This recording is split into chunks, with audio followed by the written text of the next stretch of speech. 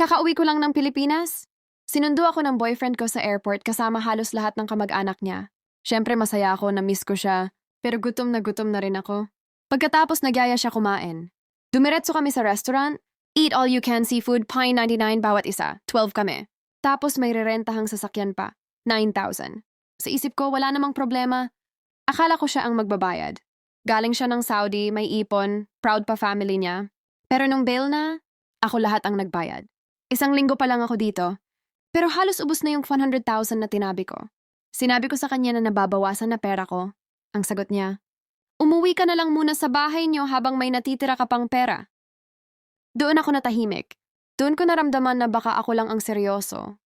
Baka ako lang ang totoong may plano. Sa totoo lang gusto ko na siyang i-block. Pero may isa akong kinakatakot, baka buntis ako. Kaya maghihintay muna ako ng 1 buwan bago ko siya tuluyang putulin. Hindi ko alam kung tama ba ako. Pero kayo, sa sitwasyon ko, dapat bang maghintay pa ako?